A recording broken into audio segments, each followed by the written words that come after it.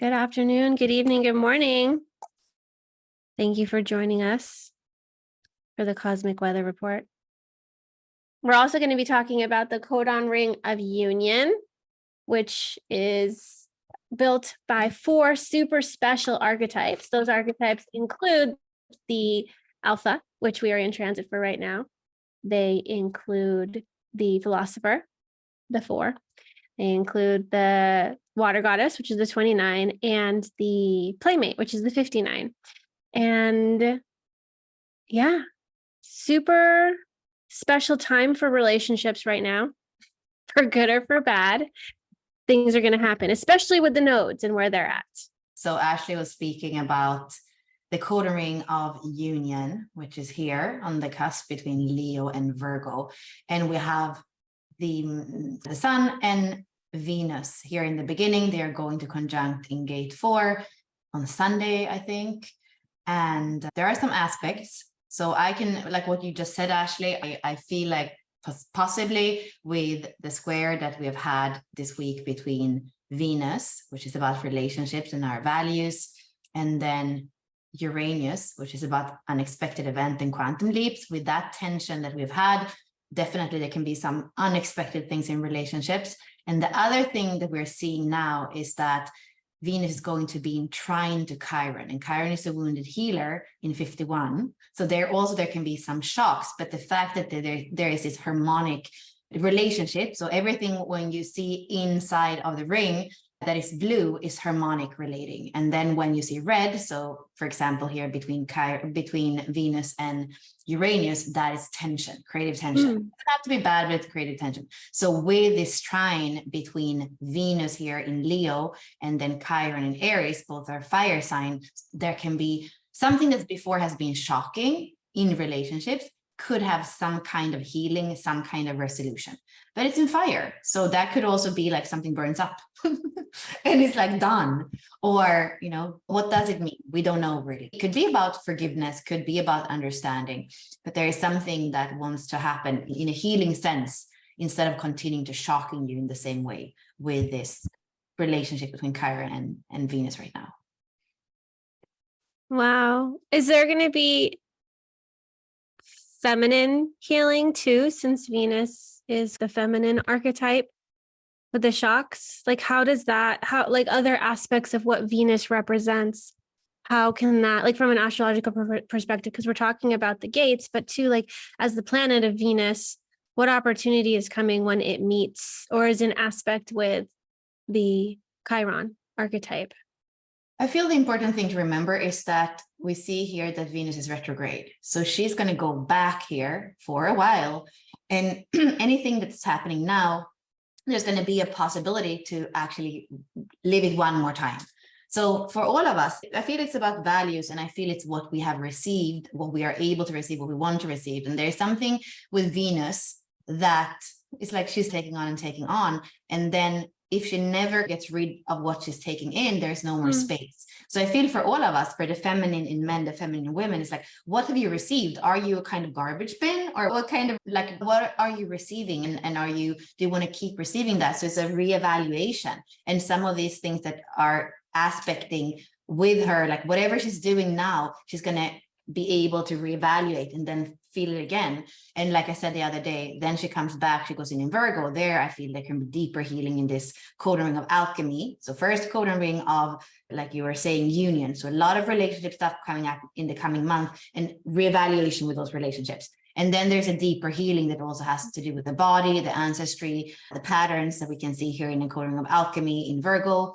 And then I believe that she's going to be hopefully really happy and really empowered as she goes in to Libra, where she's, you know, the ruler, double ruler of Libra and Taurus. So here she comes out and she can be social and she can be in her element again. But really now the work is in the fire sign of Leo and everything that's aspecting to that kind of fire, which some of the things are going to burn up. Some of the things, there might not necessarily be this calm solution, but there is a possibility as she's coming back over here in the last degrees of Leo, where there is more about the intimacy, the commitment, the kind of the possibility in relationship. But now it's going to be more about finding our leadership somehow, and our discernment and our medicine in kind of a little bit of the challenges that are going to be happening to us, is what it feels like.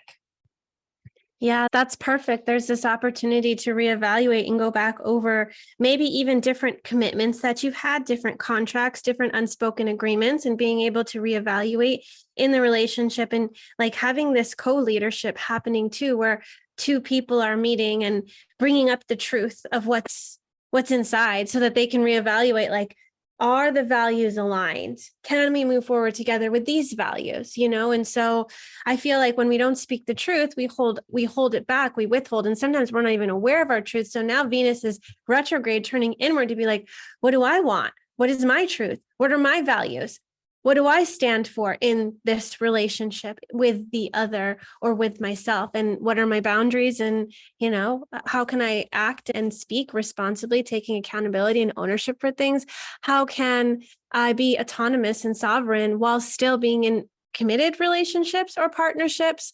And what is best for the whole? And like Bella said, like either burning the whole thing down, or like reevaluating what does need to be burned down within it. Sometimes you don't need to throw out the baby with the bathwater, and sometimes you do, because the other person is not going to commit to the new arrangements. Because just because you've committed to something a month ago, a year ago, 10 years ago, you are able to reevaluate things and say, this is just not working anymore.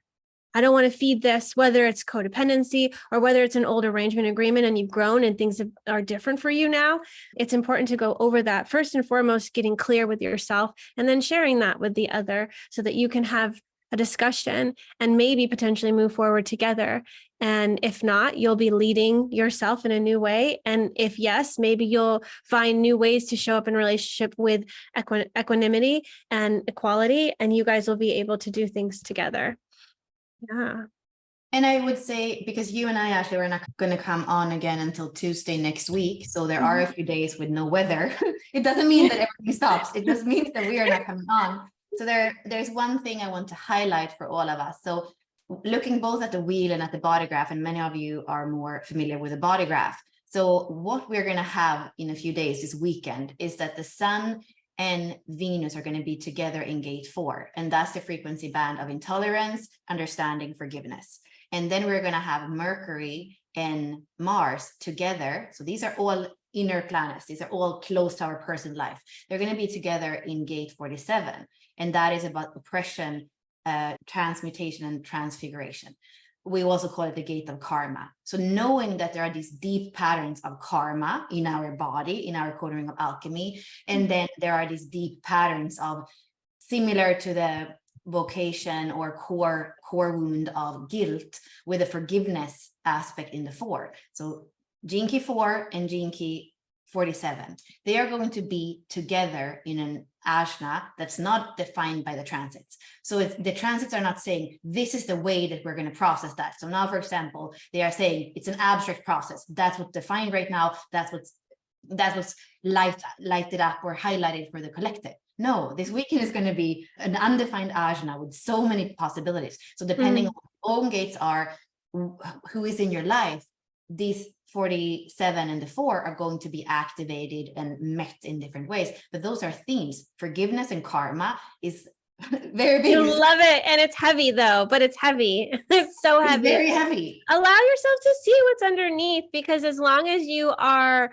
blind to your own things, you're not going to notice any patterns showing up in your relationships, and you're going to be projecting and you're going to be blaming. And projection is the number one killer of like unions. And this is about the codon ring of union and the codon ring of alchemy, like Bella was saying. The codon ring of union 4/7/29/59. This is what Richard has described it as. And I'll give you the other codon ring of alchemy too. This is what you're working with right now. The ultimate role of the ring of union is in the purification of human relationships across our planet, containing the collective codes to bring the human family into realization of its state of higher union. These 4 gene keys have long governed human relationship patterns and their dysfunction on our planet. The combined dynamic of virtue with forgiveness, devotion, and transparency sets the stage for a completely new phenomenon to be seated in humanity: collective leadership. The codon ring is currently undergoing a great deal of spontaneous mutation in our DNA and is directly responsible for a huge shift in the way in which we humans relate, particularly through our sexuality and our gender. Yeah, so this is what we're moving through. Every year we get to move through the codon ring of union. Every year something new will come up and be transformed in us, the opportunity to grow and evolve with ourselves, within ourselves, and with others. And then the codon ring of alchemy, like Bella said, is the 47. Here we go. The gene key 6, 40, 47, and 64, which currently Mercury is in gate 64 for a little bit longer, then it'll move out of it. But here, this very powerful genetic grouping known as the codon ring of alchemy plays a pivotal role in the transformation of the human species. Each of these 4 gene keys will transmute your DNA so that there is no longer any interference in your physical body. This is a very powerful genetic grouping. The 6th gift is breaking down the barriers in human relationships. The 40th gift is forging this new openness into our communities. The 47th gift is allowing us to transform our old ways. And the 64th gift is opening us to a fresh set of possibilities for living in a new way. This is the job of this codon ring, to activate a process of karmic release that allows your highest subtle bodies to manifest directly through your physical body. By transforming our old ways and opening us to a fresh set of possibilities, these deep alchemical processes will gradually bring peace to Earth. Lots of possibility. We shall see if we can create this on Earth. And I hope that each of us will be doing our work and working with the weather instead of being a victim to it and of it. And last thing, just remember today is a 6-line day. So it's not a day to get too bogged into your little perspective and your fixed view. Of course, with a lot of Leo, it's fixed fire. So you can get a little bit fixed and a little bit intolerant. Really, it's a 6-line. It's the 7th gene key. It's about humanity, the collective, us moving forward into the future. So keep that higher perspective, both in your personal life and if you are doing something that's more kind of connected to the gene keys or like the bigger scheme of things. Yes. And if you are interested, we have 2 potentials today. One is ours, one is not ours. I'll share first what is not ours. So Jerry Littlejohn, she does a threshold flute offering. I don't know what to call it, but basically every 6-line day between the 6th line and the 1st line, on the moment that it transition, she plays one of the flutes that are associated with what we are moving into. So it's a way to honor the threshold. And as you're looking back and seeing what happened during the 7, you get to reflect, you get to look at it from backwards and then turn the other way and go forward into what we're heading into, which is the 4, which is the philosopher. So we'll honor the alpha today. We'll look at the higher perspective. And like Bella said, take in many different perspectives too, because there's a lot of potential available to us when we move outside of our fixed perspective and move into the philosopher. So forgiveness can be possible as well, because when you're able to hold many perspectives, you're not stuck with one opinion or one thing that you believe in, and you get to see things from other people's point of view. And oftentimes that can lead to forgiveness because it's a portal to understanding what's happening in you, what's happening in them, and knowing that each perspective and experience of this reality is valid and true. So thank you for joining us today. Please, if you are interested in building a stronger core inner stability center for yourself, join us for the Foundation Masterclass. That's happening in 7 minutes. So if you are quick about it, you can join. If you're already on our email list, there's an email. You can go find it. Click on the link to join the Masterclass. And on the page where we're live, there are like a million posts too. So you can't miss it. You can't miss it. Just go a little digging a little bit and you'll find it. It'll be there right on top. So thank you.